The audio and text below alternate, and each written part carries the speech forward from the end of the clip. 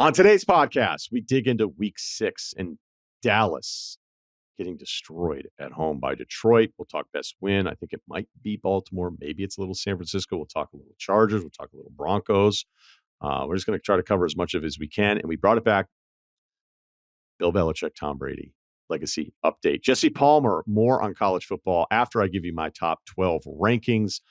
Deep dive into the SEC because that's what he covers. Also some stuff on his career. We've got life advice from comedians.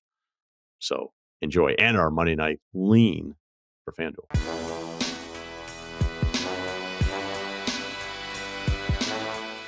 NFL Week 6. Let's do it. Headline: Detroit stomps Dallas 47-9.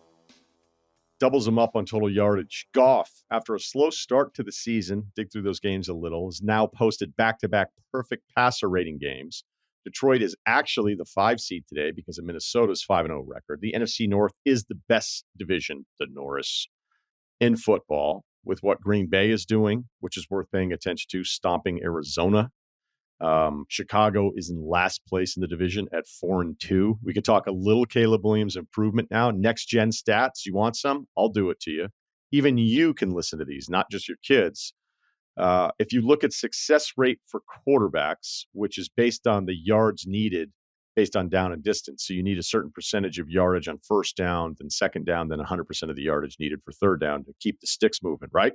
Makes sense. Really good stat. First 3 weeks, Caleb had the 4th lowest success rate amongst quarterbacks. The last 3 weeks, he has the 5th highest success rate amongst quarterbacks. Yes, I know the teams aren't very good. Let us have this. All right, back to Detroit. Losing Hutchinson is brutal. He had Sandow shout out here. A 24% pressure rate through the first part of this season.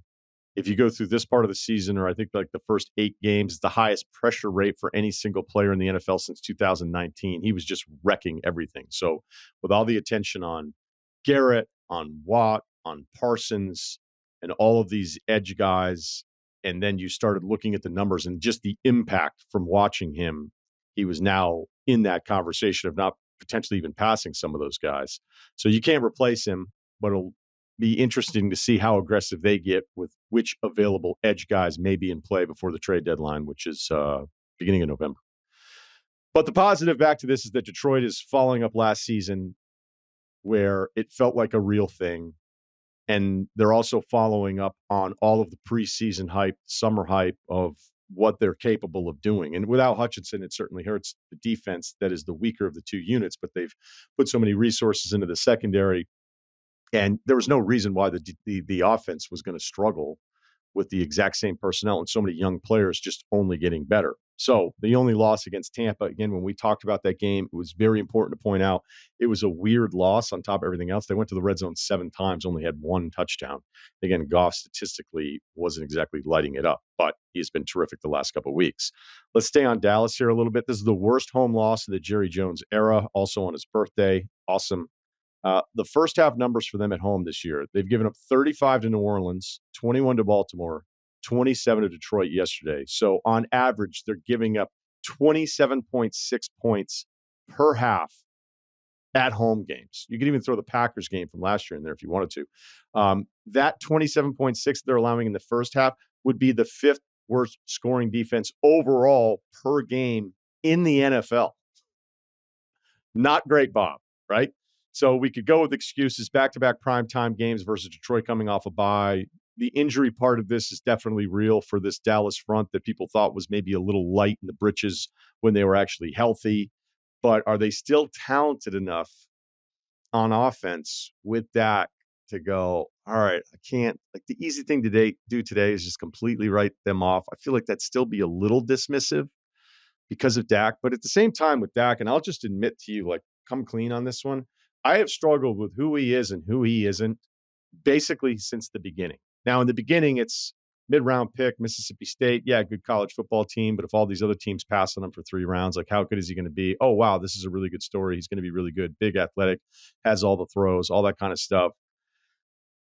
So it's from that point on to when he became the guy and was putting up some really big numbers, which he has. I actually was wondering too in this game, is that going to end up at like 360 because they're down by 40 points? But then they yanked him because he'd thrown another pick. And it was just pointless at that point. But I was like, is he going to end up? Because he has, I believe, the third. Yeah, he does. He has the third most passing yards in the NFL this season. But I feel like Dak is going to be Jay Cutler, where it was Jay Cutler's 10th year, and we were still trying to figure out who he was or who he wasn't. And the people that liked him were like, well, there was a little of this or a little of that, or this was a little bit better. I also think there were some years where he could have actually like charged the Bears with like negligence. There were certain games of that offensive line where he was with the Bears. I'm like, is this guy going to make it through the game? So it wasn't always on him, but it was a decade of him playing Cutler, where I think a lot of us were still kind of lost about who he really was. And with Dak, the high end stuff and the numbers, that one MVP finish, was it last year? And yet you're like, yeah, but is he ever really like a tier one guy, that 5 or 6 quarterback group that we talk about all the time? And he hasn't been, but maybe the hope that he would be. But look, it's also on the defense as much as it's anything here with Dallas. But it just dawns on me more and more that I'll watch Dak. It's, they're on all the time. You can't, if you watch the NFL, you can't avoid them. And yet it feels like it'll be a 10-year thing, and we still will not have a definitive answer to who Dak Prescott is as a quarterback. So, yeah, he's third in passing yards, total passing yards. He's also 24th in QBR. Continuing here. So I think Dallas is the worst loss. If I'm going to do best win, worst loss, I don't think there's much question. Although Philly, based on the way they looked in a win, I think we used to do that where somebody won really ugly against a bad team. We had all these expectations to be funny. We would give a team a worse loss that actually won. Philly kind of feels like that. I mean, going up into halftime, they're lining up for a field goal to make it 13-3. It's blocked, returned for a touchdown. It's 10-10. And you're watching that game if you're an Eagles fan. Like, what? Remember that win against Green Bay in week 1 where it's like, okay, Hurts, new offense, the whole thing, taking shots, mixing things up, all of this talent everywhere. Defense, can the pass rush win?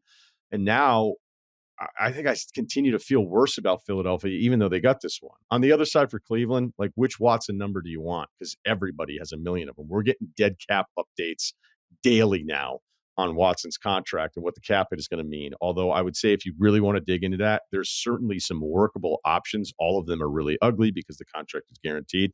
So I also thought that Mitchell Schwartz, who's been on the pod, former Chiefs offensive lineman, had a really good tweet. And I'm paraphrasing here because Stefanski was asked about whether or not Watson would be the starter moving forward. He said, absolutely. But I think that's a directive from ownership through front office to the coach. I don't think that's on him alone making that decision. I don't care what anybody says about that one with the money. They're probably hoping to salvage this or hope it turns around, but it's been so bad. But Schwartz essentially saying this sucks for everybody else on the team that's working and getting their ass kicked because Watson has been this bad. And it's so bad. Every number that you see with Watson, it's like 20-year historically bad.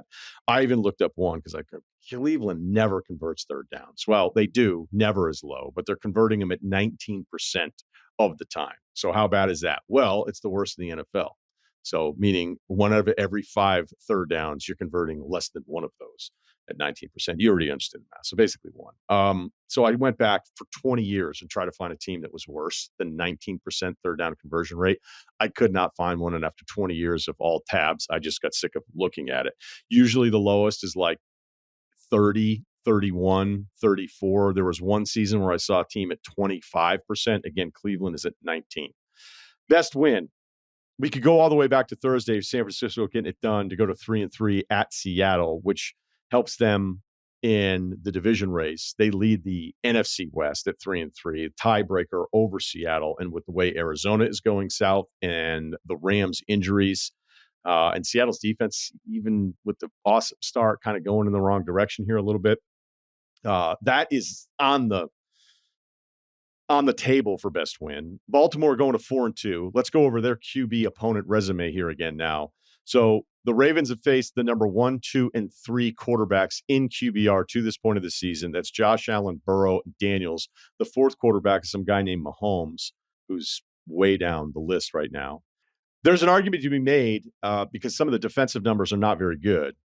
2nd worst passing yards allowed per game, better than only Jacksonville, but that is opposing quarterbacks. That number is going to come down. So if you see somebody on TV talking about the Ravens as a contender and dumping on their defense, their pass defense in particular, maybe it's an issue, but there's no way it's going to continue to be this bad because they've played incredible quarterbacks so far. And Daniels was so good yesterday, I thought, for the most part, keeping your game in it, giving you a drive when you needed it. I know it didn't happen there at the end, but I mean, what are you asking? This guy is a rookie, not even halfway through his first season. But you can make an argument the Ravens offense is the best in the league. It's number one in yards per play. It's almost 7 yards per play every time they run a play. They're third in yards per attempt with Lamar. They had a 93-yard touchdown drive yesterday, another 94-yard touchdown drive. Lamar seems to be just at another level here. Zay Flowers, a huge first half, and then Derrick Henry to close it out. I'm worried what Henry's going to look like at the end of the season, but as of right now, he has been even more than I would expect from him. So, yeah, it's a defense that has some bad stats, but there's a very specific reason for why that's happening, and I can't imagine that's going to stay that bad all season long. So, yeah, let's give it to Baltimore, best win against Washington. I look at records. Well, we all look at records, but every now and then Atlanta had this for a bunch of years where I just thought Atlanta was terrible. And then I go, wait, they're 5-4 or they're 4-5. How are they 7-6? And I'd kind of written them off after a few weeks in. Denver being 3-2 going to the Chargers game yesterday and now being 3-3 of the season. Like how? They've got the Tampa Bay win, which is nice. The Jets 10-9, beat up on the Raiders 34-18. But when you watch the Broncos play, I cannot believe this team is 3-3. It's a wild game.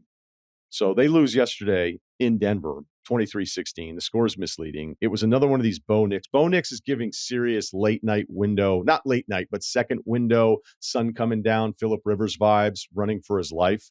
Bo Nix is taking that on very early here. There's just all of these plays where Bo Nix is just running around trying to figure out who he's going to throw the ball to.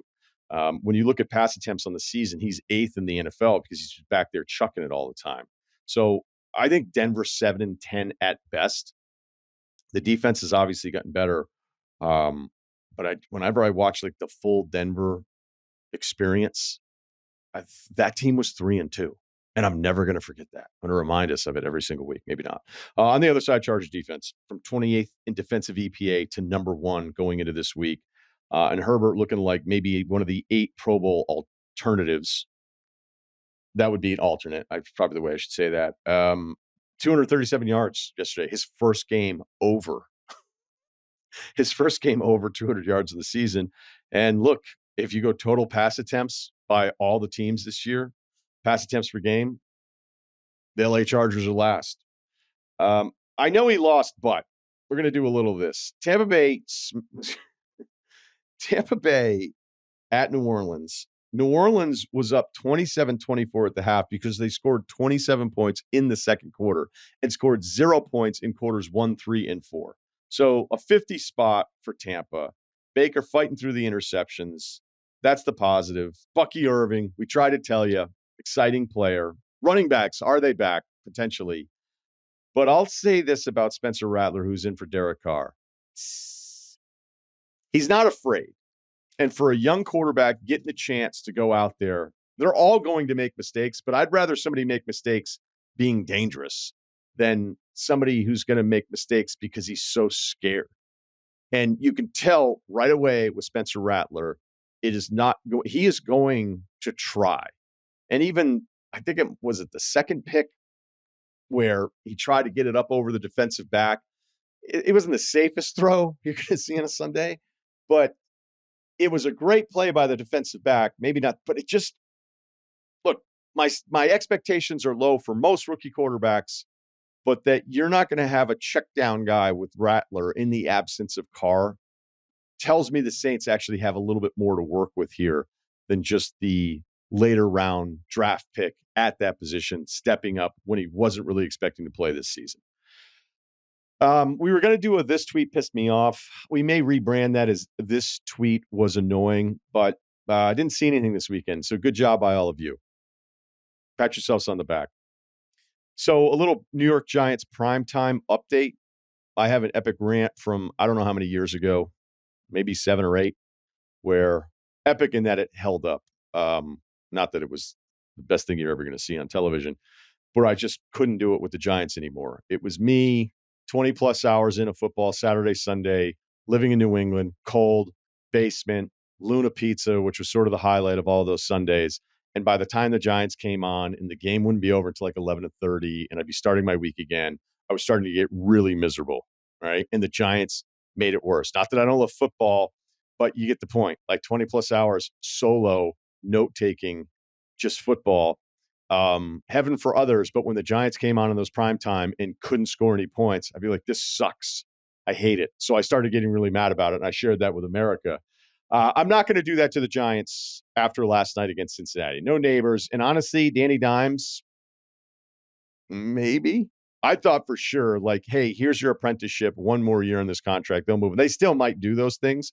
But there was a moment at certain times, I'd say many moments, not many, more than one, moments where I thought of Dana just going, what if he's actually kind of a long-term guy for the Giants?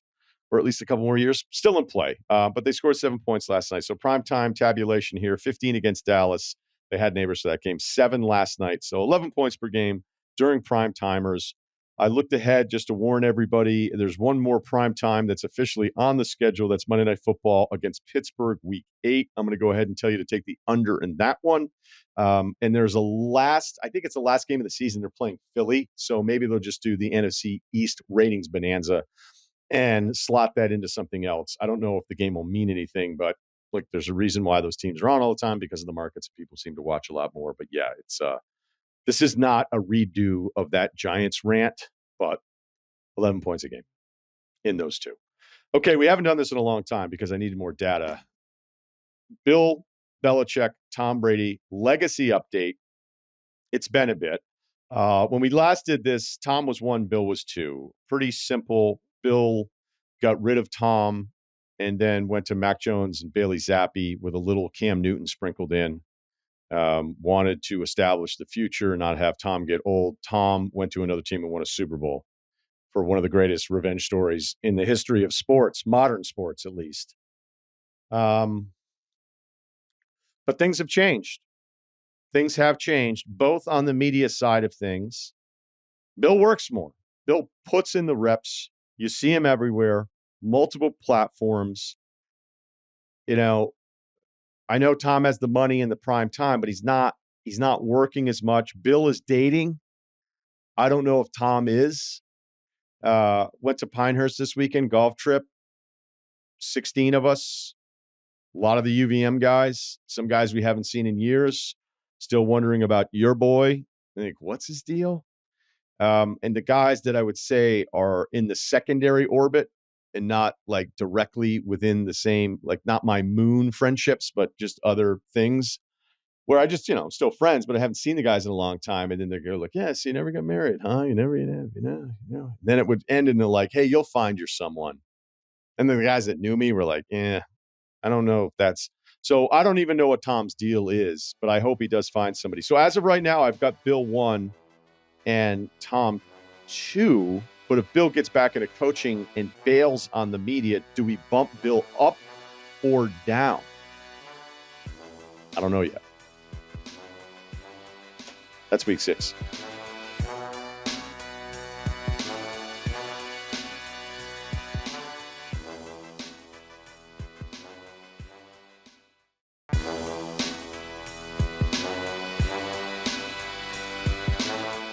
Week 8 in college football, we'll run through the top 12. We've got Jesse Palmer, so we're going to dig into a lot of SEC stuff because he's on the SEC calls throughout the season. So let's go to number 1, Texas. They've received 56 of the 62 first-place votes. Oregon got the other 6 votes. I'm going to keep Texas at 1. I would not argue with you if you want to go with Oregon. They smash Oklahoma. They're giving up a nation-leading 6 points per game. Ewers is back. They have everything. And on top of that, the freshman receiver Wingo's terrific. Freshman linebacker Simmons is awesome. They've got a backup who might be the best quarterback option for every other team in college football, except for a handful of teams. I guess we could argue Oregon, Georgia, Miami, whatever. I don't feel like arguing it. It feels like they have everything you need. So I've got them 1 still. Oregon, this was huge for Dan Lanning to get this done against Ohio State. The beginning of the year, we were worried about the offensive line. The stats said it's not that big of a deal. They're running the football. They're not giving up sacks. I think for them to physically match Ohio State, where I left this game going, this game could have gone either way. So I'm not looking at it as like, well, Ohio State certainly has some questions they have to answer. And maybe you will locally and be upset about all these things. But I really felt like this game could have gone either way. But if you look back at Lanning's short resume in Eugene, you've got the Georgia thing in 22, both Washington losses where, if you listen to this pod, I could not believe they lost the rematch. I thought they were the better football team. It did not happen. Washington goes to the playoff. If Oregon were to lose this one, then it would have been a very annoying. And I feel like even though the results tell you it's accurate, I would feel like it doesn't mean anything and be an inaccurate argument of like, so what do you think? Like Dan Lanning is incapable of winning the big one, although that exactly like that would have happened to him. So I think this part of it is enormous for them. And without Jordan Birch on the front for them to match up physically, like you didn't feel at any point that Ohio State was some mismatch for them physically, certainly not talent-wise. I think, look, Ohio State might be the most talented team in the country. That's the way we felt about them this summer. We could get in arguments about different rosters, but I still don't think there was some massive gap talent-wise. But you wondered if those first couple of weeks things that were happening with Oregon were going to show back up again in this game. I thought they would split the regular season matchup and then what will likely be conference championship, but then we got to get to Penn State. And don't worry, we will get there. So just physical play from Oregon. That Jordan James blitz pickup, my running back, my favorite running back in all of college football. So there you go. Oregon's 2. What do you do now? I'm keeping Ohio State at 3. Well, I'm moving them down to 3. I'm not going to drop them behind a bunch of other teams. It's a tough place to play. It's a 1-point loss. And the other thing, I'm just in a positive mood today. The other thing I feel really good about is Will Howard. He answers some serious questions for me. We can get to that last possession that was a disaster. He falls down. He doesn't manage the clock right. And then on the last play, he runs it out. Game over. You want to beat up on him fine. Go ahead. I think the positives in this game from him outweigh that last possession so much that I feel better about Will Howard today than I did, say, on Friday. He had a 14 of 15 stretch, some downfield shots, getting the ball out with some real, conviction. So I thought he was terrific. Number 4, Bama. Oh, just kidding. Just kidding, Penn State. You thought I did it too, didn't you? I didn't do it. Speaking of quarterbacks that I've been wondering about, Drew Aller became a quarterback on Saturday. Penn State's down huge at USC, comes all the way back, wins it in overtime. This was a big boy game from Drew Aller. The game that all Penn Staters have been wondering, is this ever going to happen with this guy? Because he looked like he was shot mentally at the end of last year. His confidence was shot. We know it's the new OC. It looked different. It was more fun, multiple things they were throwing at you. But I think all of us Penn State fans, deep down, we're wondering, okay, what's it going to look like when it really, really matters? There's a couple throws in this one.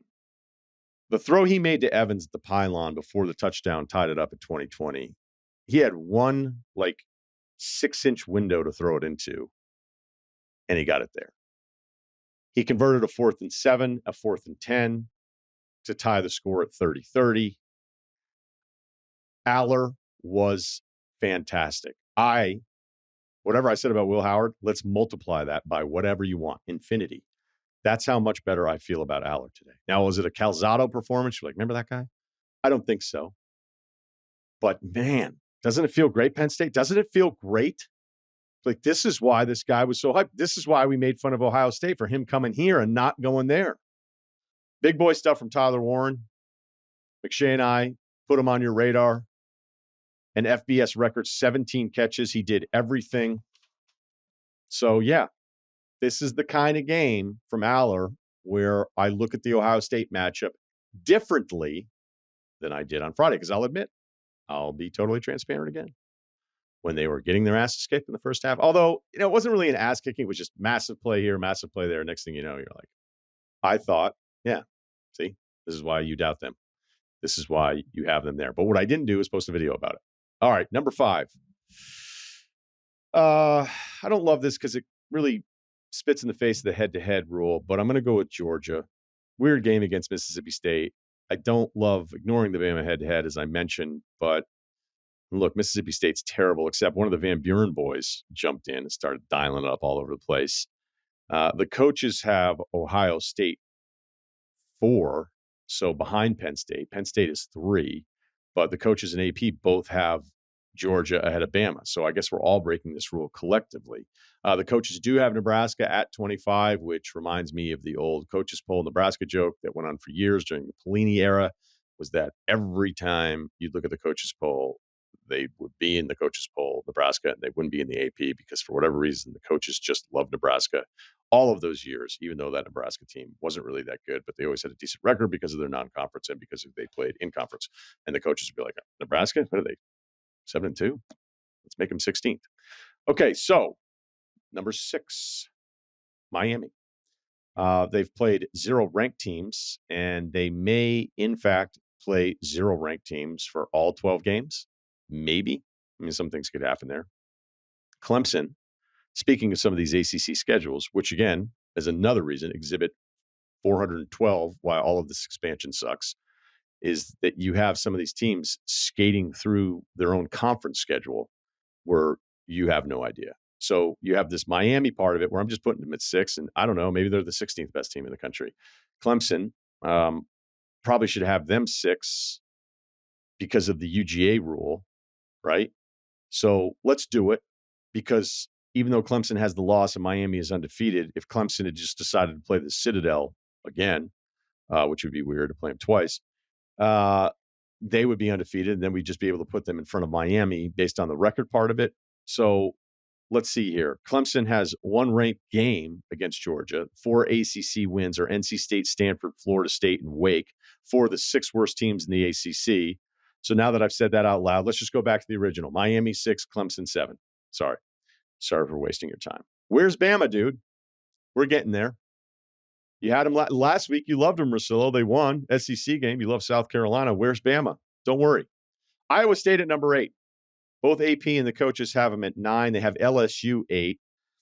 I'm not 100% sure what to do with Iowa State. They're 6-0 the first time since 1938. They were 7th in 21. They were ranked 8th in 2020. So Matt Campbell has been in this region before. Strength of schedule is not atrocious. It's 76th, whereas the Hoosiers, who are 16th in the AP, have a strength of schedule of 112 with wins against UCLA, Maryland, and Northwestern in conference play. So Iowa State has their ranked win against Iowa, which is, okay. Balance across the board in all the stats. 26th in yards per play. They convert their third downs. They're 20th in opponent's yards per play. Rocco Beck's a pretty good quarterback for them, young guy. They don't ask a ton of him, but he's really good. The receivers are really good. Beck's father also pass interference on me in a celebrity flag football game in the end zone, was not called. 5th in turnover margin. 5th in turnover margin per game for Iowa State. So you wonder, is that something that's going to hold up all season long? But look, the West Virginia game, West Virginia kind of falls into the South Carolina, Kentucky category for me. Maybe Cincinnati with the NFLs, like whatever the record is, you got to show up and play them. It's Saturday night where Beck, his dad, was actually honored. Just like, were they trying to mess with the kid or something? I don't know. West Virginia just marches right down the field, 75-yard touchdown. Place is going wild. Morgantown gets after it.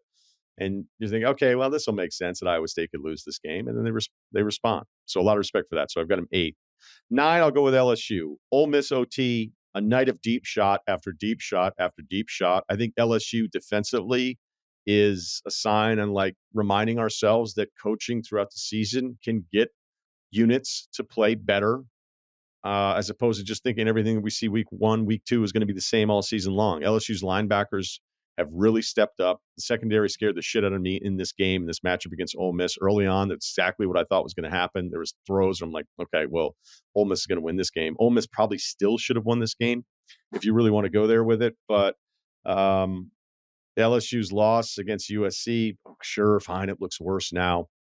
But I think the polls like them even better than I do.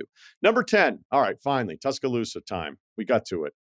I want to ask Todd or Mel if Milroe's still QB1 for the 25 draft. South Carolina's good, like we've said throughout the season. But still, the week after the Vandy loss, to be at home and to have this be a game where you have to pick it off in the end zone to hold off this South Carolina surge late, touchdown, onside kick recovery. Milroe, the pick in the end zone, tough. Running out of bounds the clock, just some little stuff with him.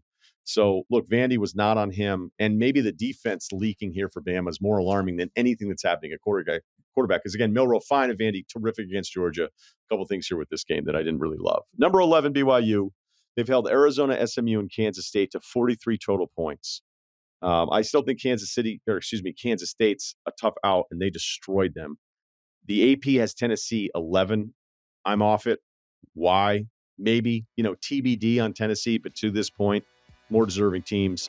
And the head-to-head comes back into play here at number 12. Notre Dame is number 12 in the AP. I'm going with A&M. I know they lost the head-to-head at home. If you think it's ridiculous, that's fine. I don't think there's 12 teams better than A&M in college football right now.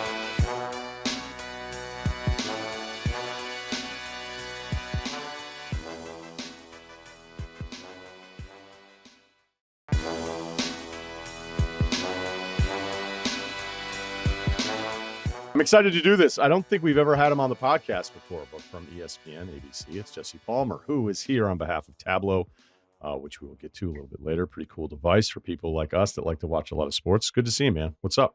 Good to see you, brother. Great seeing you, bro. How we doing? I'm good. I know that, throughout the season, looking forward to those SEC games with you and Tess. It's kind of where we'll focus on most of this, but I just want to start. Oregon gets it done at home against Ohio State. Texas continues to roll. I was talking about them earlier. I'm like, Texas feels like they have literally everything you need. If you had to today pick between Oregon and Texas, who would you go with? It's so tough, bro, but I think you just said it, right? Honestly, I just don't see a weakness on Texas at all right now. I think all across the board on all three phases, really, but certainly on offense, defense, at every level, I think they've got dudes and they've got NFL dudes everywhere. And it hasn't mattered this year who plays quarterback, whether it's Ewers, whether it's Manning. The offense is playing at a very high level, and they've got balance offensively to run it and throw it. Playmakers all over. To me, just the most dominant team from an eye test standpoint. And you go out in the Red River rivalry this past weekend, and you're kind of waiting to see if there's a moment where they look mortal, and they don't. They just, in every situation, they just jump out on people. To me, still one of the most impressive, I think, performances I've seen individually this year probably was Quinn Ewers at Michigan way back at the start of the year against that defense with all the different pressures they bring. Just his ability to handle that environment and play at that level and that caliber was tremendous. And then kind of evaluating through Manning and the almost 3 games he played, I mean, there's virtually zero drop off. I mean, the talent level from the first team guys to second team guys all the way across the board, to me, is what makes Texas unique right now. And obviously, Oregon, super impressive what they were able to do this past weekend against Ohio State. And Dan Lanning is put together an unbelievable roster. I would just based on the dominance, I would just put Texas right now 1. Yeah, I don't really have any argument with that one, but obviously very impressive with what Oregon did. So let's talk Bama. You had the South Carolina game, and I was really looking forward to that for obvious reasons. After the Vandy loss, they're at home. You figure they're going to come out. And look, South Carolina's good. They're not great, but they're a tough out. If you've watched them this year, as I know you have. Mm-hmm. I even like their quarterback, who's kind of, a coin toss every drop back. But we know how good their talent is on defense. There's so many guys on defense that I really like. But I think it was an alarming game. Like, it's as much as it was to lose to Vandy, who was much better, and who knows, could maybe even sneak into getting some votes here in the polls. To come out like that, and then just towards the end. So, the storyline, production meetings leading up to it, what is your sense of where Bama is right now? Going into that game, I really expected Bama to be an angry team after what happened against Vanderbilt, obviously. And I thought they were going to try to come out and really make a statement in that game. And I think you're absolutely right about what you said about South Carolina. I think they're a much better 3-3 team than people think. They probably should have beaten LSU. They beat what's ended up being a pretty good Kentucky team now, and they smashed them early in the year. And they certainly could have won that game in Tuscaloosa. South Carolina is a good team. That is a really hard out. And after getting beat down by Ole Miss at home, they came to play.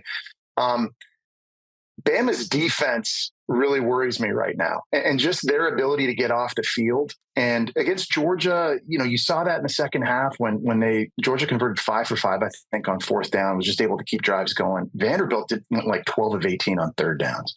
And they were able to just stay on the field. And in South Carolina, again, in just critical moments, 3rd and longs, whatever it was, just allowing big plays, big touchdown pass in the second half on a 3rd and long situation, they give up. And just just things that can't happen. It doesn't feel like playoff caliber defense to me when you have those types of issues.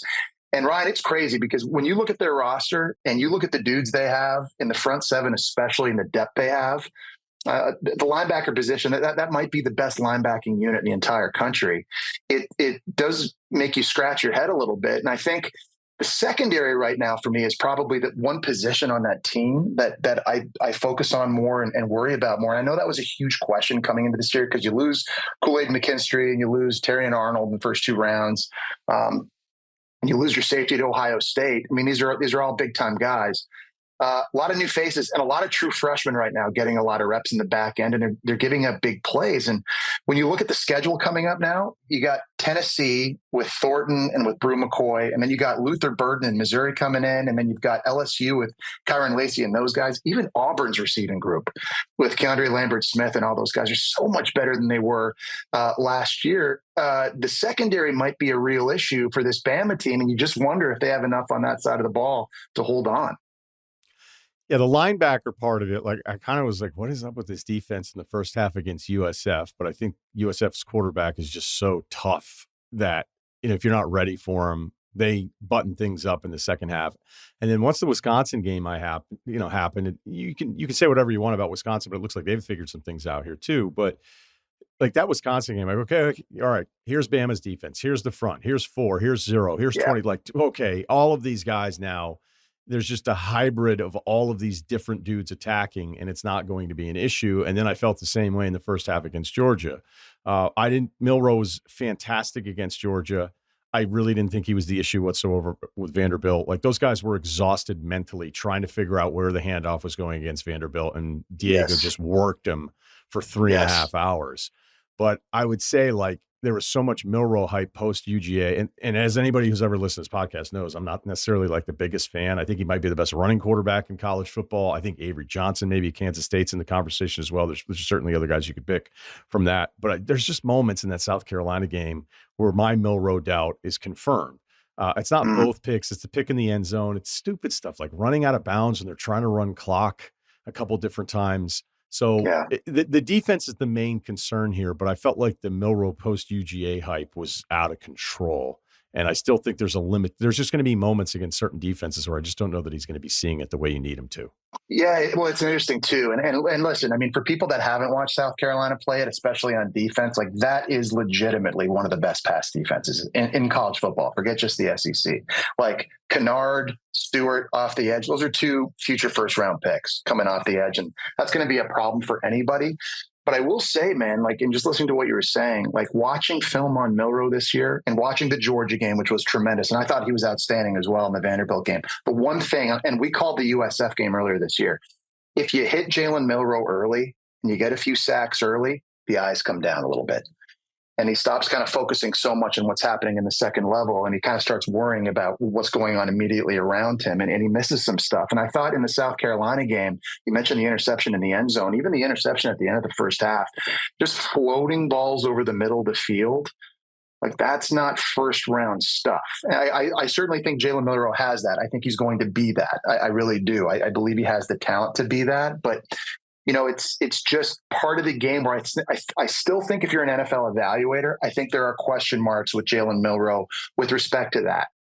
If you hit him early and you hit him a lot, can he keep that ice water in his veins, keep his focus downfield, which is brutally hard to do. And so like you said, he's going to play some good defense, obviously in the SEC coming up. He's lucky he doesn't get Texas in the regular season, and he's not going to get Ole Miss's front in the regular season. He's not going to get Texas A&M's front in the regular season either. But that's a question mark, I think, for Jalen Milroe moving forward, no doubt. Yeah, and you're right. I mean, once those edge guys start getting to you from South Carolina, like it wrecks everything you're thinking about. And he's not going to be the quarterback that you'll see this season that goes through that. So let's talk a little Georgia. The expectations of them are through the roof. A couple weeks in, it's like, hey, there's a tier. It's Ohio State, it's Texas, it's Georgia, and then the Kentucky game, the Bama game. And, the Mississippi State game is just weird in general because they're maybe the worst team in the SEC, but they bring in a freshman quarterback who puts up some numbers and maybe it gets a little loose. Maybe Beck has, finally that breakout game, but we've been talking about their guys on the outside, maybe not being elite and then not having the tight ends that they've had in the past. I would not say like, okay, I have to reclassify Georgia here, but it's pretty clear that it's not Georgia in a gap and everybody else in the SEC halfway through. I agree with you, man. It does not feel like Bama and Georgia and everybody else. To me right now, it feels like Texas and everybody else, honestly. And watching Georgia, with their offensive line and bringing in Trevor Etienne in the portal this year, like I really thought this was going to be a running game that was going to generate a lot of explosive plays and sort of be the perfect way to balance Carson Beck and what they were trying to do throwing the football. I don't think they've really been able to establish the physicality that Kirby Smart wants on offense. You mentioned the tight ends, man. To me, no Brock Bowers is the biggest thing. I mean, that guy was such an X factor. And I think, obviously, when we used to watch them play, you're like, yeah, he's a really good player. He's going to be a first-round pick. The Raiders are going to love him. There's all this stuff you can do with him. But, that was such a unique player in a unique position. And the way that Bobo and the way that coaching staff was using him at running back and jet sweeps and screens, he could just do so many different things that just defenses had no idea how to handle. I don't know if you could pick another dude, just thinking off the top of my head around the country, where you take him off the field and all of a sudden now everything they do from a schematic standpoint is different. And the way defenses play you is different. Normally it's like Caleb Williams. Like, what do we have to do to stop a quarterback and take away the things he does? How often do you say, well, we got to take away the tight end and all the different things they do? The versatility I thought he gave them on offense was really unique and special. I know, and Georgia's got the NFL talent and the guys. If they play their A+ game or their A game, A- game, that's going to be a hard out for anybody. Regular season, playoffs, whatever, but they don't look nearly as dominant as they've looked the last 3 years. That's for sure. I went to LSU, USC. I left thinking, hey, both these teams are going to be good this year. But some of the things with LSU are kind of funny. The way the story has gone is you were worried about the defense. You were definitely worried about the secondary. If you like the talent in the secondary, you have to imagine by week 8, they're just going to be better based on reps alone. The linebackers have gotten a lot better, even though Perkins goes out for the year, which sucks. But that win against Ole Miss, man, it got kind of, after that was over, I'm like, man, Ole Miss should have won that game. And early on, Jesse, too, there was a couple shots. There was a deep shot at the center of the field where it looked like he was fair catching it for Ole Miss, and all of the secondary was just watching it happen. It was one of those pass plays that was so alarming for a defense where you go, I understand somebody's open, but alarmingly bad. Right. Like, how does that happen with 3 guys watching one receiver just in the middle of the field, 30+ yards down the field? However, Saturday night in Baton Rouge, we know it's a horror story for a lot of visitors, and it happens again. And the AP polls reflect that. So I don't know that we write off Ole Miss, but they don't have the win that they need after the Kentucky loss on top of everything else. And now LSU's back in the playoff conversation. Yeah, man, it's crazy. And we were calling an LSU UCLA game a few weeks ago. And at the time, the big question, of course, was the defense and the secondary. You remember DBU? Like, is that not happening anymore? I mean, we're not like that. Just, I want to actually go through this. You'd be good at this. I was thinking maybe Stanford Steve as well. It's just going through every school that says we're this, we're tight end you, we're linebacker you, and then say whether or not they're worthy of having it. You can't just have like a couple down years I know Texas for a while was trying to say they were DBU. And then I think Miami's claimed like 7 different positions where you're like, I think that's a lot. I like what you said, but yeah, you're right. I mean, that UCLA first half, I'm thinking, is this going to be just an awful year down there? Like, what is up with these guys? It's with just the talent? Like you can't throw post routes down the middle of the field and have a dude fielding a fair catch like in the middle of your secondary. You can't. Derek Stingley Jr., Tre'Davious White, Honey Badger, Patrick Peterson, those guys are like freaking out in NFL locker rooms right now based on what they're seeing. And it's not just coverage too, Ryan. It's tackling as well. And it's coming downhill. Like in the secondary, if you miss a tackle, that's a house call. And so, as bad as it's been defensively, I think on offense, I do think they picked it up. I'll tell you a guy that I don't think enough people are really talking about is Garrett Nussmeier. And just how well he's played at the quarterback. Yeah. That throw to the middle of the field for the touchdown on Saturday night was just the anticipation on that throw. Like, that's the NFL stuff people get excited about, even though the entire night was just deep shot, hoping one of the 4 connects. And then like everybody, obviously, you lose Jaden Daniels and everybody's like, whoa, what's this offense going to be? It's going to be boring. It's traditional. They're just going to be handing it off and he's going to have to try to make it, get it done from the pocket. He has been playing so incredibly well. And his ability to anticipate throws, like when you watch the film, Ryan, of Garrett, so many times in games, he's able to get it out. I mean, he doesn't have Jaden's escapability. So he has to rely on the clock in his head and just throwing balls way before receivers are out of their breaks and just understanding coverage, picking spots downfield to lay the ball into is remarkable. As a former quarterback myself, I can tell you, anticipation is something that I think sometimes is inherent. It's not easy to teach. It's not a thing that you can rep it in practice and you can talk about it all you want. I think some guys got it. I think some guys don't. Garrett Nussmeier has it, and every single week, and his offensive line is really good. They may have the best combination of offensive tackles in Campbell and Jones in the entire country, but he's under duress a lot. He's got to get rid of it early. And he does it every single week. It's remarkable. Like his NFL evaluation, watching him play, he's got a lot of stuff that a lot of NFL teams are going to want. I also think he deserves credit too, Ryan, because we're in this era now of college football, especially as a quarterback. If you lose the competition in the offseason or you get benched in the season, portal, like automatically. And how often do we see quarterbacks jump twice, sometimes 3 times? We've seen dudes go 4 times, just hopping all over, like Emory Jones, like DJ Uyunglele. We see guys just like moving all over the place. Garrett Nussmeier has stayed loyal to LSU through 2 head coaches, lost the job remember he lost it to Max Johnson back in the day in the offseason? And then Jaden Daniels happens. You get him in from Arizona State, so now you're out of luck. And he's stuck it out at LSU, believing that's his best opportunity through 2 different coordinators and offenses. And now it's paying dividends. Like I think Garrett Nussmeier is one of the most unsung players right now for a lot of different reasons. But the Ole Miss game was like the icing on the cake, and hopefully in a big audience, in a big window, people got a chance to finally see that. Do you like LSU more than Bama today? Today, that's a great question. I think I do. I really think I do, which is crazy. But based off of the way where I think LSU's offense is trending, I think head to head, and they're going to play at Death Valley, I think, in a couple of weeks coming up. Yeah. I mean, I would take LSU right now based on how Alabama's looked the last 2 weeks. Yeah. Who do you like better today, Tennessee or Missouri? I'm going to go just Tennessee. Missouri's game against Texas A&M scares me a lot. Just, a couple weeks ago, like you can't be a top 10 team and let that happen. It makes me feel great about A&M. Like A&M, that was such a brutal, tough game, opener against Notre Dame. Could have gone either way. I thought they stole back all the momentum. All the credit to Notre Dame for figuring it out. Hyped up beginning of the season, that place, prime time, the whole deal. But it was a quick like right off of them. Wigman goes down, but then Reed steps up, who was incredible against Florida and kind of kept it together. And now the way they've been playing, there's such an afterthought because of how top heavy the rankings were with SEC teams that I put at 12. Yeah, no, dude, you're right. It's funny, in all the playoff projections, you don't see Texas A&M anywhere in the first round. And that's like the one outlier people are kind of forgetting about. You're right, just because of that Notre Dame game. I think a lot of people wrote them off.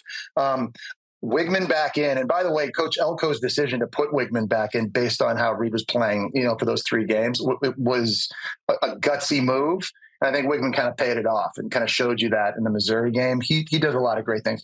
I also, just as being like an X's and O nerd, Mike Elko's third down defense stuff is like NFL stuff. It's amazing. Like that defense is going to be a problem for any college. What is it? It's versatility and changing things up over and over again. You remember how like in college football, oftentimes there's a lot of defenses out there that just have a cheetah package, meaning they'll take 4 defensive ends, they throw them on the field, and they're like, deal with this. We've got 4 pass rushers now, and we're just going to lay these guys out on the field, and that's our third down package. Mike Elko, every single week, is lining up in a different personnel in a funky, crazy radar-type formation at the line of scrimmage. You can't tell who's blitzing, who's not blitzing. And he doesn't just like run one third down and then another third down, it's a different one. And then the next third down, it's a different one. And then those are his 3, and he's just going to rotate those. He's got like a new one every single third down. And then he changes it the next game. So when you're game planning for Texas A&M offensively on third down, you can look at some of the old stuff, but that's not anything you're going to see in the upcoming game. And that's the NFL mentality I'm talking about. That's why NFL teams take half a day of practice every week on Friday, just focusing on that one down, because it's so critical, obviously, to your ability to win games. And so, like, I love what they're doing on the field. Texas A&M, obviously, in defense, and getting Scorton in from Purdue as a transfer was great. But just like schematically too, man, that's a tough defense to get ready for every week. Okay, let's go back to a young gunslinger north of the border. You're putting up big numbers. Were you playing for your dad? Was Dollar Bill your coach? Yeah, Dollar Bill was dialing him up. he was dialing him up at Minto Field, Nepean, Ontario. Okay, so you're starting to get calls. Our boy Jesse, there's some interest down south to get him down there to play college ball. What's your best recruiting story from that? It was probably the first. It was actually surprisingly not Steve Spurrier, which is probably surprising to a lot of people. You can only imagine what everybody's listened to his press conferences, and you can just imagine. I think the most memorable recruiting story was my first phone call that I got. I'll never forget it. It was like August 15th. It was like the first day coaches were allowed to call you. In the morning, I get a phone call. And I had this little terrible, like little red and black phone with like a cord. It was just brutal. And I pick it up, and it's Nick Saban at Michigan State. And he comes on the phone, and I'm super excited, so amped. I just can't wait to get into it. I have so many questions I want to ask. Like, I'm just out of my realm as a Canadian kid. This is like the dream. And he gets on the phone, and he literally talks for like 8 minutes and 47 seconds, completely monotone the entire time, and it was like he wasn't breathing.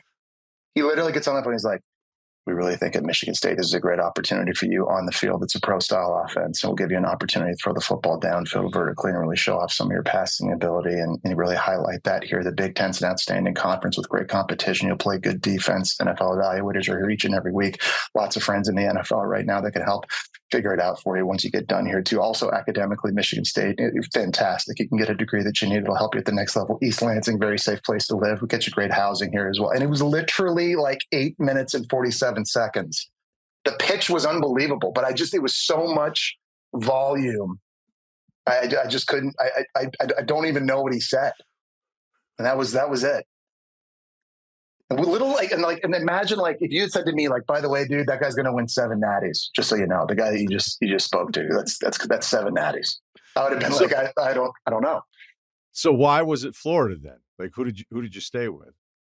So it was, Florida was on their way to winning the 96 national championship. Werfel was on his way to winning the Heisman Trophy. And listen, I went down for homecoming against LSU. Like, it was like October something. I'm down in Gainesville. It's sunny. It's warm. The scenery. And like in Canada in October, it's like minus 12, and it was pretty good. Like the Gators, like Werfel threw like 6 TDs, and it was like fifth. I don't know.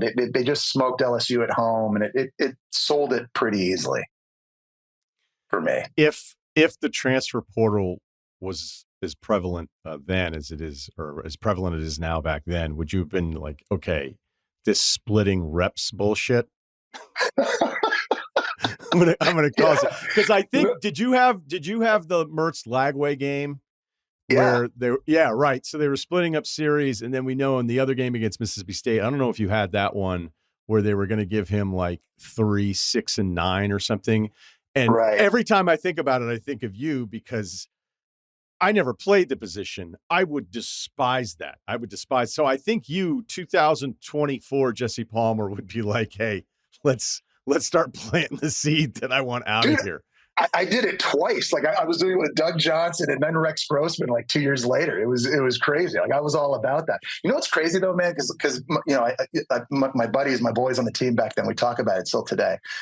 Like in the late 90s, that was an era where I feel like if you transferred, that was that was like a red flag. Red flag. Yeah. I was going to pick another word, but yes, that was a red flag. Like that was I know what the other word weak. is too. Yeah. It was like, you could pick a few. It was just like, dude, like back then, like just compete, figure it out, get your job back. Like you're trying to go to the league, like figure it out, get back out there, practice better, play better, and just deal with it. And just, seize the moment. Like if you had transferred back then, everybody in the locker room would have lost respect for you. And so, yeah, I mean, it'd be easy to say now, like, absolutely. I've been one of these guys. Like I was just talking about the guys that transferred three or four times. I would have done that. I would have gone where the most money was, by the way. I would have been like an NIL. Yeah, I would have been all about the NIL for sure. But I don't think I would have. I just think back then my headspace was like, I got to we had 4 NFL quarterbacks on our roster at the same time. And it was just like, I got to beat these guys. Like that's it. And I just got to get on the field and I got to get drafted and get into the league. And that's kind of how I thought about it. And that we don't see that very much anymore, I don't feel like. And look, you got to the league, and without your mentorship, Eli Manning may not be Eli Manning. That's true. Eli Manning would have, he would have missed so many. That's a good point. That's not talked about enough. Basically, forget Plaxico Burress and all these other guys that made him. Jeremy Shockey, I made Eli Manning. That's a good point. To be totally honest, and I don't think you'll mind me sharing this, we were talking about it once. You're like, it was probably the best thing ever that they got me away from him. Yeah, the best day of my Giants career and my worst day was the day that Eli moved into the same building I was living in Hoboken, New Jersey. That was great news and that was bad news all at the same time. I want to talk about your career a little bit, a few minutes to finish up on this, because it was somebody who would walk the halls at Bristol. I think all of us that were there like 5 days a week, we would hear from like the other people that worked in the ESPN umbrella, like, this is how it is. They'd be like, dude, you live in like a major city. I don't want to hear about you, but there'll always be like a new person on the scene. And your first year, I hope we're good enough for you to understand where I'm going with this. But your first year you were on TV, it was like, Jesse Palmer's here. Like, he's working here. And then the second year you came back, it was like, hey, you know who got hot this summer? Jesse Palmer. You were so much better. And I don't know if you remember it this way or not. I'm not saying you were bad your first year. And again, this is kind of a weird question to even throw out in an interview or a discussion. But it felt like once you figured out what the job was, you came back that second year. And then I remember a couple times with Van Pelt, different guys, especially all the guys that love college ball, be like, who's just fucking awesome now is Palmer. Like, he's awesome at it. Do you remember the timeline that way from the early days at ESPN? Dude, well, first of all, I appreciate you saying that. But it's like, it's kind of like a quarterback too. Like I always felt the biggest jump you made as a quarterback was like your first year. So true freshman year to your sophomore year, or a rookie to your second year in the league. It's just when like things start to make sense. And it's like the game slows down. And I feel like there was a little bit of that at ESPN. Maybe it's like first year, it's like college football live on Monday. And then you're doing deuce wraps on Saturday. And that's kind of like, you're driving up from New York and you're going back and you're watching all these games, but you just have to figure it out. You have to figure out the logistics of it. You're learning like all the minute things of like, okay, I got to talk in 45-second sound bites. It's like how to bridge to like, and all these different things, how to talk over telestrations. What's a SOT VO? Like how to look at a rundown sheet. Like I had no idea what was going on. And I was lucky because I got to work with people like you and SVP, and I got to work with, a lot of great people on the college football side, and just sort of watch other people do it. And then it just kind of started to make sense. And I think like in anything we do too, I think you just kind of find your own style. You kind of find your own way of doing it. And so it was definitely, it's crazy now that I've been there 18 years. It's been like, I feel like it's been a long time, but the biggest jump definitely, I think was between that first and second year. Like I was getting lost on campus, like first year, I couldn't find the calf. I was like showing up like late to my halftime, like trying to figure out how to get back to like the media room or wherever that was, where we used to do the raps with Stan Verrett. Like it was just like trying to make up all that stuff. No idea. So it's crazy. I still kept my badge, by the way. It's like the picture that I took my first year. That's like circa 2007, like sweating from meat sweats, maybe a vodka soda the night before. And it's just like, I still have it as a reminder. No, I still have mine. And every time I would lose it, they'd be like, "Do you want a new picture?" And I go, "No, I want to capture that excitement and hope Exactly. that's in that Yes. picture." Yes. But the last thing I'd ask on it too is that you're just a natural on television, and I think there's certain demeanors that work that are like applicable to different fields. And obviously, you've done the work with The Bachelor, and you've done the cooking stuff, and you've done a little travel like cooking things. Like, where do you want this to go? Because you're so good at the football thing, but like we have friends that are in the business that go, if you can get over to that network stuff, or like, is that what again, maybe you don't want to answer all these things too honestly, because who knows if your contract's up or not, and the leverage play of all these different things. But do you aspire to continue to like branch out into different stuff because of career or just interest? I think it's what I'm trying to do right now at this point is just try to do things that I enjoy, I think, and just balancing it as long as I can. I feel like I have a pretty good balance now between The Bachelor and food, and then football. Like football is just it's just in my blood. It's just who I am. It's a passion. It's something I never want to stop doing, and I always have to be able to find time to fit that in and do it. Like an international travel food show would be like a dream show to do for me, down the road, like a la Anthony Bourdain somehow. The real kicker now though is being a dad, and I have an 8-month-old, and my wife was super cool with me like shooting off and doing all these different jobs for a while. She's not going to be so cool with that anymore. And so I have to find a way to it's like a Tetris puzzle. Like you're just constantly trying to like fit things together. But I really like the balance. Honestly, I love the balance I have now. And it's just a matter of trying to keep that up, I think. Yeah. I can't imagine you not doing college ball though, because you really are terrific. And I think the best compliment that I can give you is that all the excitement is genuine. The excitement matches what's happening on the field, because there's guys that are hyper and pumped up because they're like, "Hey, I have to have energy for, these 4-hour broadcasts that we have now with all the time stoppages." But it always feels like your energy and excitement is matching the moments that deserve it. And I appreciate it, man. That's what I really like. And, hopefully, look, maybe you get some network gig and you don't have to do any of this stuff and you're in New York City full time and it's not a big deal, but love having you on Saturdays, man. So thanks for doing this. Yeah, I appreciate it, bro. Thanks. I mean, I'm lucky too. Like Joe Tess, awesome. Katie George, awesome. Josh Hoffman and Evers and everybody that we work with. Like everybody cares so much about college football, and that helps. Like like whenever you're doing something, if you're doing with passionate people, then it helps you be that way too. Yeah, and it's just a fun deal. Like, hey, for this many weeks, we're going to travel through the South. We're going to see all these places, and it's going to be kind of cool, full circle for you too. Playing in all these stadiums and everything, and having some point of reference. Are teams still not willing to meet with you if they're playing Florida? No, you remember everything. It's amazing.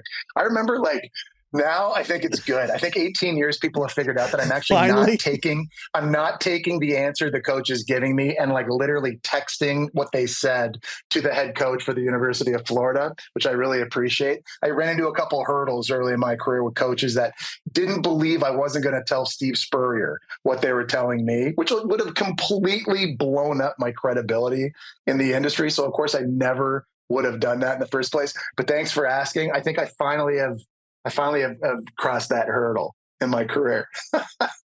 Okay, before we let you go, tell us about Tableau, because this actually, when I get the promos and I read the description and then I read it a second time because I'm thinking, okay, this might work for me. Yeah, so I'm really excited about this, getting to work with Tableau. Tableau essentially is a device that allows people to record or watch live or rewatch their favorite live TV or free stream programs on any device in the house. So for me, it's whether it's news or whether it's sports, reality TV, what have you. It's something that we use here in the family. There are no fees. There are no contracts. Emily and I have saved so much money using this. And it's great because I'm obviously busy. We talked about just how much I'm working now, and with college football or being away with The Bachelor or anything else. Now with our daughter, the only time Emily and I get to watch TV is at the end of the day. So we get to kind of, post up together. And when I get back on Saturday, like yesterday or a couple of days ago from calling South Carolina Bam, I can kind of catch up on some of the college football that I missed. And we do that together. So it's great for families, especially that are busy. And the fall is the perfect time too for sports fans out there. You can watch your local NFL team, obviously college football, and you get all of that free. You get all that subscription free without any contracts at your leisure in high def. And it's, for me, as a fan of football, it's a no-brainer. Who do you have this weekend? Actually not working this weekend. Bachelor duties overseas, which is a whole other thing now, dude. Figuring out the travel the last 2 falls with Bachelor and college football is crazy. Last year, I did an Auburn game. I had to leave Jasper, Alberta.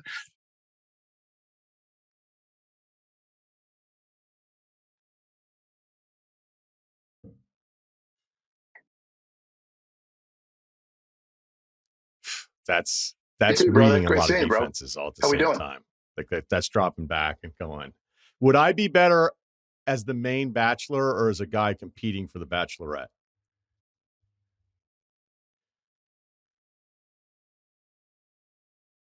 I would leave immediately. I'd be like, I don't like her enough. I'm not doing this. It's so tough, bro. But I think you just said it, right? Honestly, I just don't see a weakness on Texas at all right now. I think all across the board on all 3 phases, really, but certainly on offense, defense, at every level, I think they've got dudes and they've got NFL dudes everywhere. And it hasn't mattered this year who plays quarterback, whether it's Ewers, whether it's Manning. The offense is playing at a very high level, and they've got balance offensively to run it and throw it. Playmakers all Maybe over. Years to ago. me, Now just the most dominant team from an eye test standpoint. And you go out in the Red River rivalry this past weekend, and you're kind of waiting to see if there's a moment where they look mortal, and they don't. They just, thanks, Jesse. You're the man. In every situation, they just jump out.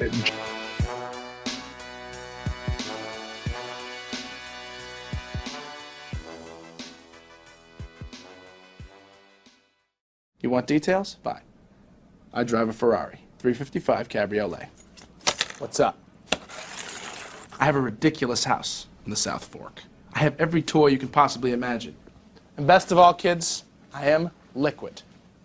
So, now you know what's possible. Let me tell you what's required. Lifeadvicerr@gmail.com is our email. Feel free to fire up. We got to go through a ton of these right now. Someone from Life is Good reached out. If you guys want free hats, let me know. That's why we do this, man. That's exactly why we do this. Yes. We're Life is Good. Good. I really like our full-size V8 Land Rovers. Yeah. That's what I'm into. Hey, those lying around? Yeah. What's the guy that drives that? What's his talk about cool guys? Yeah. That guy's the coolest. There's nothing cooler. All right, let's see. Probably not going to work as well as a hat or a knife. Okay, let's do this. Staff versus students basketball game. 35 years old, 5'10", 160, no gym stats. I will be playing a basketball game against teens. What part of my game do I need to train so I can dominate? To clarify, I'm a good athlete, but my game is lacking. As teacher, we encourage to play against the rising high schoolers in a staff or a student game during our final pep rally. Oh, yeah. I've played in all the other sports against the kids and dominate, but playing in basketball hasn't worked out. This year, the kids are talking shit. I want to shut them up, but I don't have easy access to a hoop to practice on, little ones to take care of. So what's my plan? Do I spend my time locking kids down on D, jump lanes, flex steals? Do I become assist guy? I know this isn't Couch to 2K, but there's got to be something I can do, right? Thanks for your help. There's probably nothing you can do. Basketball, you can't just crash. Like, you can't. Yeah, it's not like a Spanish test. Yeah, this is not. Those skills are not developed. You're in your mid-30s. So if you can't dribble, you're not going to pick it up this week. If you can't shoot, your shot's not going to look good. It's going to look terrible. So I do think that your tenacity and your attitude from this email tells me that you really should focus on defense. You should just be using all of your energy on defense, fighting for rebounds, get the ball to somebody who can dribble. Don't shoot unless you want them to make fun of you. Because you're not going to be able, you can't shoot is my guess, and you're never going to be able to. It's too late. So don't try to be that guy, because it might actually be more embarrassing. So I would say any dude that has the ball that you're on, just stare just above his belly button, get the hands Can't fake out. it with the hips, right? Right. Not in my house. Right. Just start anticipating, figure out his dominant hand, overplay the dominant side, filter him to the sideline, filter him to help. Just make all those kids' lives miserable by being super. Because every guy that I know that's an athlete that sucks at basketball will be like, "Oh, I'm so good at like deflections, and I'm so good at this." It's like, yeah, because you stink at everything else. So like, thank you for your effort, but that's the only way you're going to impact the game. It's too late. Yeah, I'm not going to do advice. I just want to say these games are fucking awesome. Best part of a pep rally, maybe the best part of Spirit Week, right under the game, the homecoming game or whatever it is.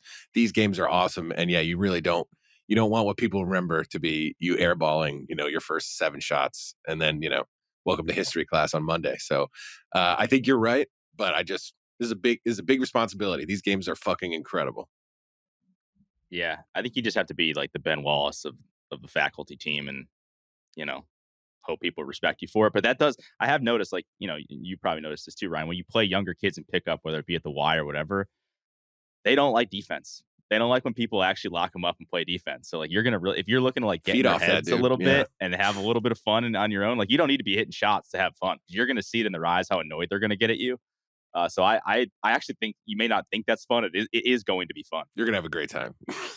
Unless you get cooked. It sounds like you're allowed to get a little intense in these games too. So like, if you see a guy you don't like, who you just know is like destined to be a shithead, you're going to see him around town at like 25. Like, I didn't listen to anybody. Maybe you get a back screen into him when he's when he's going backwards. I think 16, 17 years old is old enough to do this. I mean, if there's a 14-year-old, maybe you take it a little easy on the 14-year-old. But yeah, I mean, look, you do the Kobe in the what was that, the 08 Olympics, where you just run right through Powell's chest, send a message right off the bat.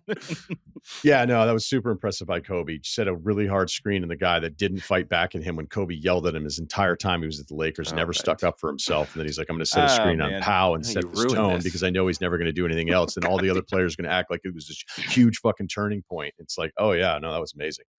Anyway, yeah, look, I had one of these games. Yeah, I had one of these games where I look forward to an entire year. And if you want to hear that story, you can hear it on the Hoosiers Rewatchable, where I was Jimmy Chitwood back at home. And Bill, I told the story that went a little long, and Bill hated it. So you can listen to it there. You be the judge. You can hear someone's non-enjoyment without anything they do. Is there video of that? I might have to go back and watch that. Maybe, I don't know. I do remember, speaking of we had a dodgeball version of this in high school, and I mean, it's maybe very embarrassing to admit this, but like, I crushed it, and I still get highs thinking about that, because I was like the last guy and the teachers, and we ended up losing, but it was like 5-on-1 at the end. I was the only guy, and I think I got it to like 1-on-2. And I was like a ninja out there. And I had like dudes that I didn't even know giving me high fives afterwards. Like, it was maybe a top 5 sporting moment. Electric. Yeah. Yeah. Kyle, what's your greatest sporting moment? Well, they called back a fumble/pick behind the line of scrimmage in high school, and that was devastating. But everyone saw it, and it looked cool, and I saw the video. I don't know. I think intramurals was pretty good. College intramurals, dudes weren't ready. What sport? Yeah. Oh, football. Sorry. Yeah, football. What did you play? Pads? Receiver? No. So it was full. It was like kind of this weird full contact on the line, but it was. I'm talking intramurals in college. Yeah, I played tackle football in high school, but that was really good. And when I first got to college, it wasn't intramurals, but it was like open gym. And I've always been pretty bad at basketball, just coordination wise. I'm always hurting my ankles, stuff like that. I can see that. Told you I got crossed up by a drunk guy like in high school. I was a new kid. That sucked. But I was like, it's college. You can be whoever you want, right? So I was like, yeah, I'm a basketball guy. And my first like 2 showings, I mean, everything went in. Everything weird, like hook shots that I would never take. Everything was going in. And then I don't know, like the flubber, stopped working, and I just became terrible again. But for those 2 weeks, everyone's like, dude, that guy Kyle's fucking awesome. You didn't play in school? I was like, no, I didn't play. So that I had 2 weeks of like a real high there. And then I don't know, it just wore off. Just think of the 3 of us. I was the one too soft to actually put on the pads for real. You were a late bloomer, though. We've been over that. True. Yeah. No, I think it was 1 year returning kicks, and then the other kid was more scared than I was. So anything that was That's like about middle the scariest over, thing you could do in high school. Yeah, football. and he would like, you guys, you, and I'd be like, Jesus Christ, it's like on your hash. Who's expendable? Right? It was 2 guys back there going, I don't want to do this either, but I guess we're apparently fast. Well, that's my I don't know if I remember I've told this before, but my senior year, I returned kicks. The opening kickoff of the season, I got it, but it was like a low, short kick. I dove in, caught it kind of on the roll, and then a bunch of dudes piled on me, broke my ankle, and barely played the rest of the season. So I don't know if I deserve too much credit. I don't know if I deserve a lot of credit or no credit because I barely played. You got on the ball, though, dude. That's good. Yeah. Game didn't count either because it was raining. So they restarted it the next day. Yeah, but you went back out there once things healed, right? I walked off, dude. I walked off. Nobody cared. Under his own power. Good for you. Yeah, right. Okay. Let's see here. Okay, this guy wants to be a comedian. So here we go. 47, 217 pounds. Spent the last year eating healthier, hitting the Y 3 times a week, down 34 pounds, have a solid core, can do a wall squat without it feeling like my quads are about to detach from my kneecaps now. NBA comp Leo Routins, unknown white Canadian. Everybody knows Leo. League pass Leo? You kidding me? I actually thought his kid had a chance. I hope this message finds you all well. I'm seeking your wisdom, guidance, and maybe some reassurance that I'm not crazy. At the ripe age of 47, when most people are considering normal, sensible steps in life like retirement plans and sending their kids to college, I've decided to seriously pursue a lifelong dream of mine, stand-up comedy.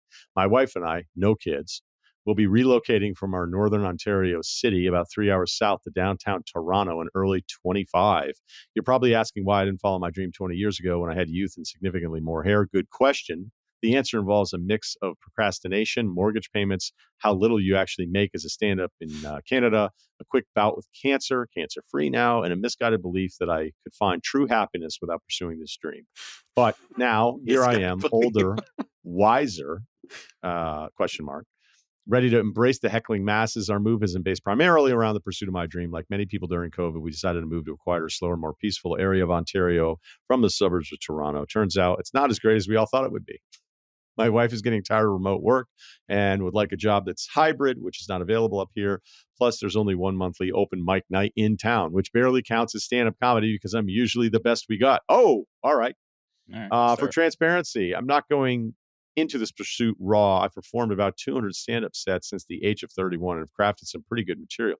Okay, yeah. Like this email, like this isn't waking up one day, post pillow talk, and nudging. You know what I never did? Yeah. Yeah. I'm pretty funny in the group chat. Maybe I should try this out. Yeah. Everyone's telling me. Yeah, like there's a real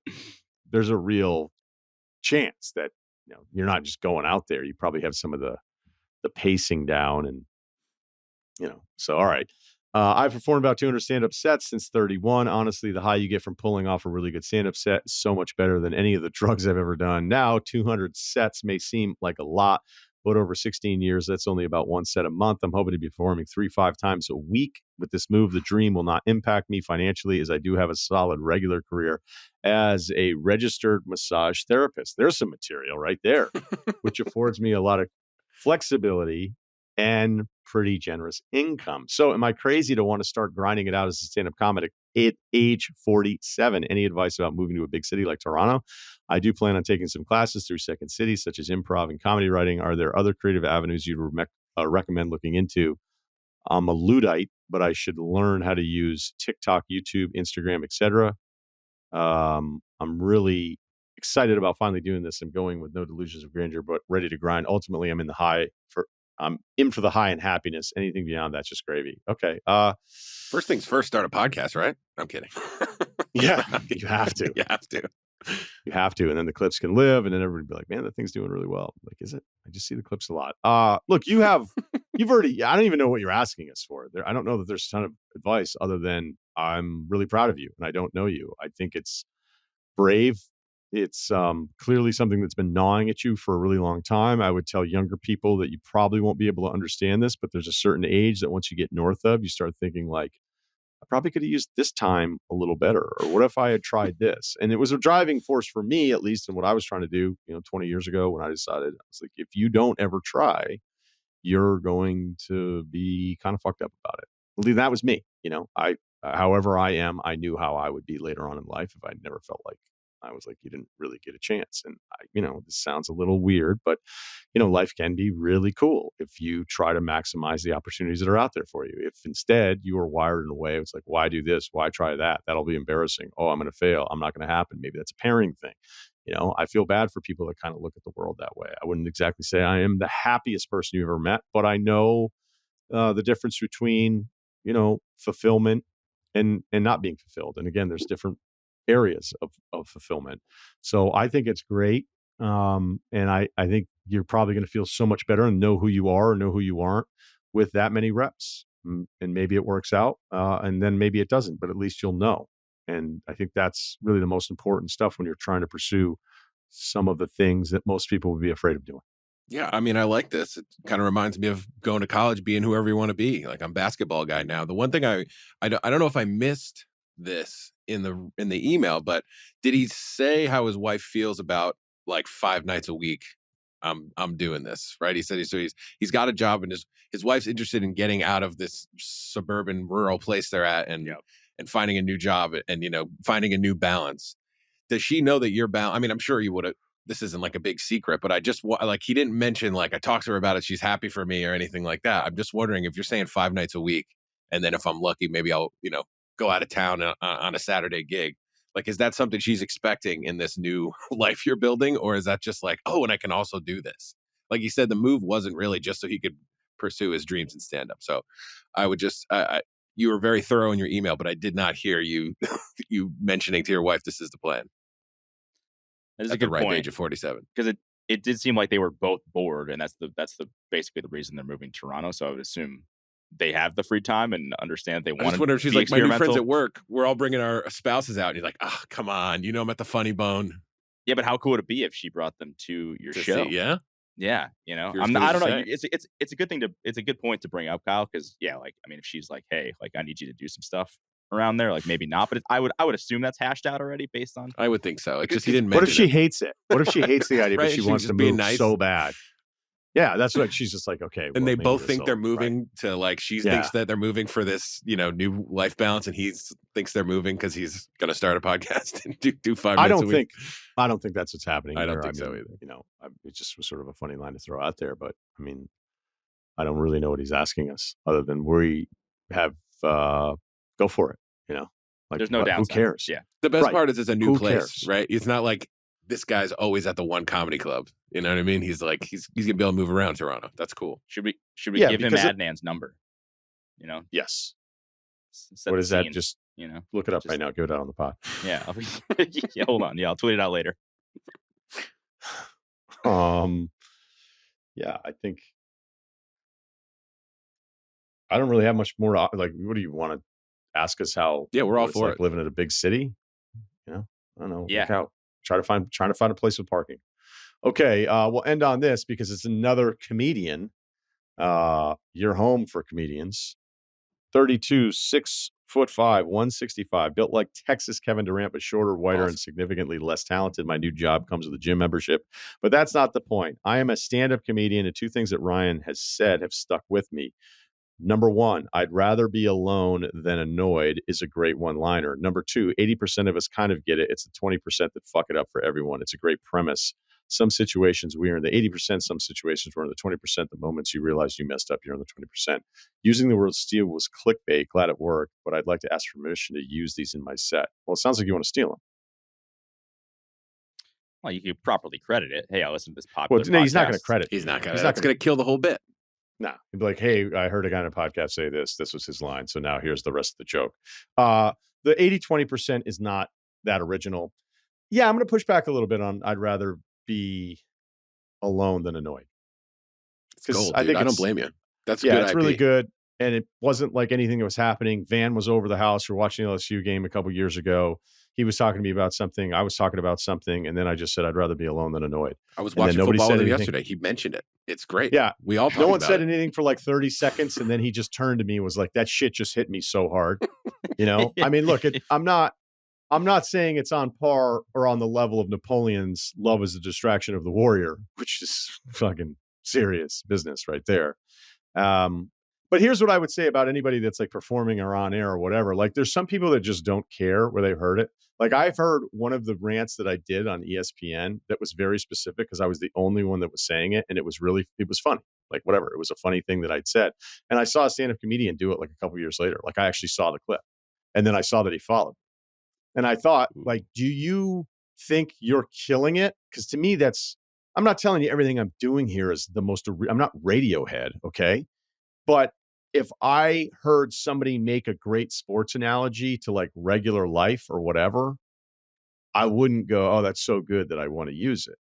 I wouldn't want to do it. Like, here's a funny story. One of the first segments that I ever did at ESPN that really popped was something based on the premise of like in the year that it was happening, it was 2007, 2008. We'd had all these moments where there was like 10 things in a 12-month window where everyone was proclaiming that was the best thing they would ever seen.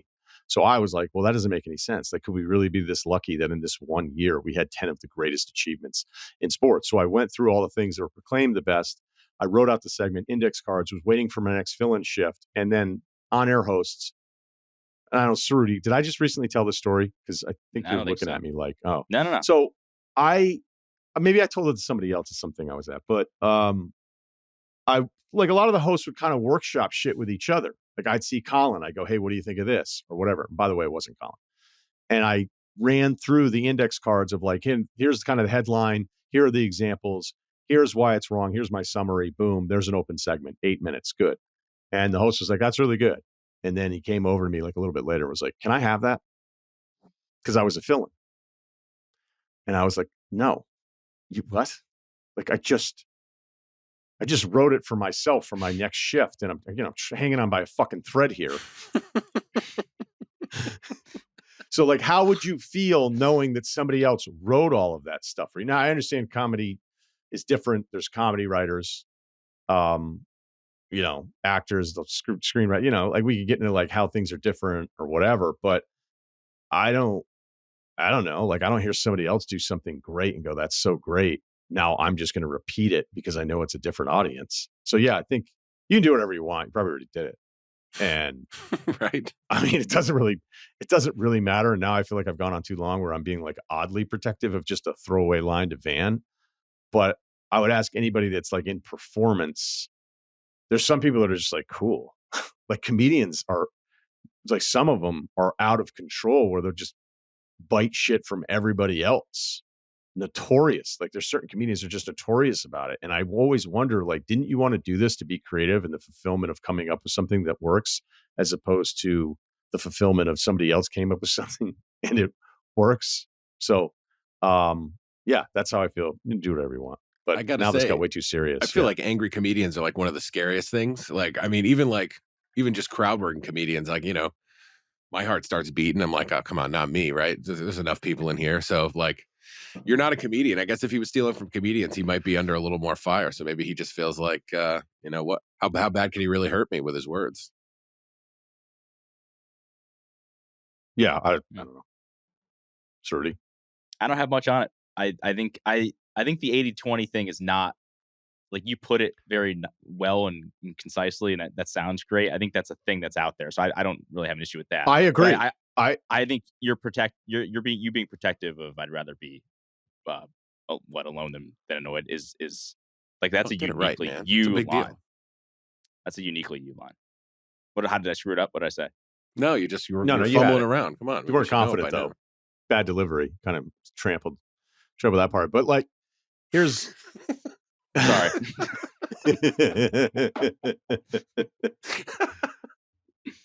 We were talking about this though, like about merch yesterday. I think we had a call about merch. Yeah, we had a merch con. Yeah, and I did think of that. I'm like, that would be dudes walking around wearing that shirt probably do pretty well if we wanted to go that route. Yeah, I don't know if I want to get into the merch business where I'm selling shirts that say I'd rather be alone than annoyed. Kind of a nice business card. I don't know how it would work, but I like it. Like you're like, oh, what did he just hand me? And you're like, holy shit. I don't know. I like that. I don't know what purpose it would serve, but I do like it. You better be pretty established. Yeah. To be doing that. Well, if dudes come up to you asking for advice, that's a good one. You just hand them that card and walk away. I had business cards made with just my name. Nothing else? Not an email? Not a contact? Zero. Just a name. How old were you when you did that? Way too young. I wasn't even 30 yet. Okay. Yeah. They were the guy that made it was like, "Are you fucking serious?" And I was like, if I could have that kind of ruffled finish on them, Embossed. Yeah. Let's go with the Syrian font. And you just center that right there. The guy was like, he's like, well, you want just a phone number in the bottom right? I was like, nope. Was it about the confusion about the E and Ryan that you just want to be like, this way you just No, have I saw it aid? somewhere else. Okay. It was in a movie. Didn't Danny Ocean do it or something like that? Somebody did it. So that wasn't original at all. But it wasn't part of a bit. I guess it kind of was a bit now that I think about it. So you know what? I stole too. Fuck it. I'm guilty. Go for it. But yeah, like, look, I'll end here. I remember like the stealing thing in content is weird in the way the rules work. Like I remember, again, there was this group that worked on the Sports Nation side with Colin, and I filled on Sports Nation, and I asked like about something, and I go, this seems to be just like this. And they go, yeah, to be honest with you, like a lot of times we'll just watch Fox News or we'll watch CNN or we'll watch some other thing. And we just think, okay, we're just going to do that, but we're going to do it here. And then there was another time where I was working on something where I was like, well, I can't really do that. It's too similar. And then he was like, you can steal from this guy. And it's like the most disrespectful thing you could say about like anybody that's on air in commentary, right? Opinion people. Yeah. I'm not going to say who it was, but the person was behind the scenes and we're trying to map out something we were doing. And he basically just deadpanned me, was like, no, you can steal from that person. What's he going to do? Right. You can't steal from like Colin. You can't steal from like a Bill, whoever you think of like the last 10 plus 20 years of just being at the top of the content game. Like they're too popular. But if it's somebody less popular, like at that time, that guy would have said, hey, you can steal from Russillo. Like, fuck. And it's really like, you want to talk about just feeling like worthless. Be going, I am so unimportant on like the register of who is somebody that like, if I said something great, you guys would just go, yeah, we're just going to steal that from you because you're not somebody yet. That's tough. That's kind of how it works, though, in anything, right? Like, I mean, how many like musicians and writers, like people are always accusing other people of stealing their stuff. Wasn't there didn't somebody just accuse, like, I mean, this is getting into muddy waters, but didn't somebody just like accuse Taylor Swift's merch of being ripped from somewhere else? Like everything I feel like now there's like is just used from something else. Like there's so much. I mean, I always wonder that with music, like how like there's only so many notes you can play, right? I mean, God. What the hell? Well, if you're limited spiritually, sure. I guess. Wow. I mean, but how many different kinds of guitar riffs are there before someone else has done it before? I don't know. I mean, weren't dudes mad that like Bill or somebody was drafting something in a fantasy draft style, and it's like that's our thing? Like, oh, okay. Well, that guy even admitted after the fact that he sort of lost his mind. So, all right, we'll give him. I'm not going to name him but it was insane. It was like, you think you invented the draft in 2019? Right. And the funny thing is then I had like 10 other people saying they invented the draft and all of them never invented the draft. Because I remember the first time I ever heard the draft on a talk show. And I think it was Tony Kornheiser's radio show. And I think it was in the late 90s where they were doing a draft of desserts. And then somebody called in and said, this dessert had the greatest upside. It was the pineapple upside down cake. And the crowd went fucking bananas because it was such a good pick. That was 25. That was the first time I ever heard anybody do it. And then I just thought like, it just makes sense. Like, just do drafts. People love listening to them all the time. I don't know who was doing drafts on radio as often as Van Pelt or I were, but yeah. I also didn't hear. Yeah. 2019. Yeah, somebody to claim that 2019 is like you have to be the 11th fucking hour, dumb and delusional to like that's like what how there's like music that's royal, like it's so old that it does like there's no royalties. I think like Happy Birthday is one of those. Like that's like drafting on a podcast or a radio show. No one owns that. It just is. It's a part of culture. Yeah, nobody owns it, and who knows? Maybe there was somebody before Kornheiser. Why can't I say his name twice? All right, that'll do it for the pod today. Thanks to Purdue, Wargon. Thanks to Ceruti, and then this guy Kyle. who's got his Red Storm gear on. You must have. Do you have subscription to St. John's gear? I'm just checking the Every different things. I mean, shout out Homefield. They just came out with a new thing. Somebody tagged me on Twitter. I was like, I'll take a look. Got 3 shirts. I may have to take a peek myself. Saw the exhibition schedule just the other day. Go Johnnies. Go. All right, that'll do it for us. Wait, hold on, Kyle. Have fun at the Dodger game today. Oh, thanks. It's going to be a great time. 1:00 game. I was telling Ceruti, that is my type of window right there. Little day baseball. Who Be you at going the with? shortstop at 11:30 if anybody is milling about there. And then see you at the game.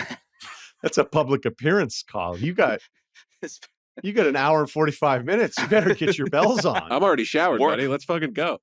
Wargon better get this pod out so we can get people down there. Yeah. Holy shit. Let's say goodbye now. Hopefully it's posted and you can meet Kyle and who knows? Good luck. Who knows? Yeah, who knows? For those that want a Pinehurst recap, we'll just do it another time. Spent 4 glorious days playing 4 courses and the Cradle twice. 16 dudes. It was incredible. But we don't have time to recap it today. Check out our YouTube page. We'll have a YouTube only, no podcast Wednesday. So we'll be back for Russillo Pod on Friday because we're doing like a 2 or 3-parter. The NBA over-unders with Simmons and House. We're taping that tomorrow. So with the schedule of his release, I'm not going to release one on Wednesday. So we'll talk to you on Friday. Please subscribe to the pod. Ryen Russillo, Finger Spot.